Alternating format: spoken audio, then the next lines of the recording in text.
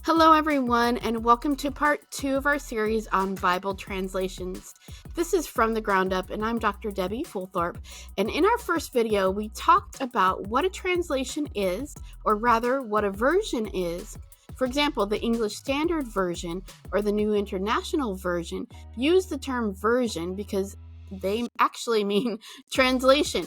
So in today's video, we're going to address the elephant in the room, so to speak. Why are there so many different Bible translations? To begin answering that, let me bring in my co-host, Dr. Brian. Thanks, Debbie. There are many reasons why there are numerous translations today. These reasons range everything from the methodological to the theological to the economical. For the ease of our conversation, we're going to focus on 3 of the primary reasons why we have so many translations today.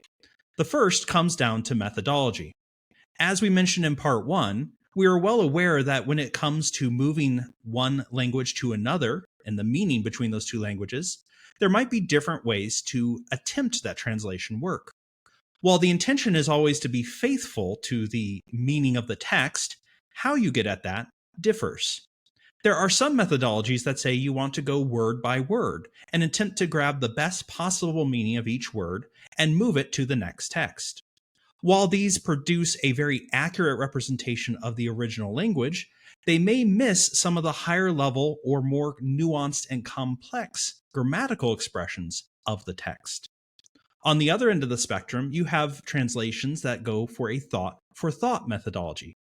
These look at whole sentences or paragraphs and ask, how do I best get this idea into this new language? While these translations are very easy to read and easily produce meaning, they may miss some of the nuance if an author has specifically selected a singular word in their original language. So we have these 2 competing methodologies, word for word and thought for thought. And they do not exist, or we should not think of them existing, as 2 distinct possibilities, but rather 2 ends of the spectrum. And it's between these 2 poles that we find all of our modern biblical translations, leaning either more towards a word-for-word translation or a thought-for-thought translation. So this is the first reason why we may have so many different translations today. Yeah, and as an example of that methodology, when we talk about word for word or thought for thought or literal, I want to give an example of Spanish. When we're talking in Spanish and we use the phrase "Cómo te llamas?", it literally means, how do you call yourself? So that would be word for word meaning. But a thought for thought meaning, which is actually what we do when we converse with one another, we would say, what is your name? Or what's your name? So those are just examples of those types of methodologies to kind of help us to understand it a little bit more.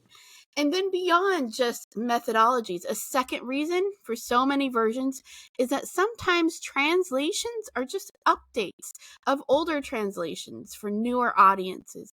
These types of translations often can go unnoticed, as the name of the translation doesn't typically change. For example, if you look at the publishing information for the New International Version, you will see that it came out originally in 1978. It had a revision in 1984, and then another revision in 2011. Sometimes these updates are even more substantial and actually change the name of the version. For example, the English Standard Version is an updated text from the Revised Standard Version text of 1971. To further muddy the waters, the RSV had another revision in 1989, which was called the New Revised Standard Bible. That was further revised in 2021 under the same name. So things can certainly get complicated here. Things certainly can get complicated here, Debbie. The third reason we're going to focus on why there are so many different translations today comes down to the nature of translation work. As we mentioned back in part 1, translation work is part scientific or mechanical, but also part artistry. There are multiple legitimate ways to take certain words. We call this in linguistics semantic range. As an example, if you were to take a basic English dictionary, you would find even a basic word like of has a minimum of 12 primary definitions. It is this range of meaning that leads to very legitimate differences of opinion between translators. While the intention is to rightly bring across the meaning of the text, it is not always clear how to best accomplish that. Just to restate, key to understand here is that while translation committees may differ from time to time on wording, their ultimate goal of rightly and fairly bringing across the Word of God into modern languages remains the same. Taken together, these three reasons account for many of the major translations out there today. There are additional considerations that can come in play, such as the textual base being used and the theological preferences in wording. If you're curious how or why your translation came about, open up the Bible and look at the beginning prologue or introduction.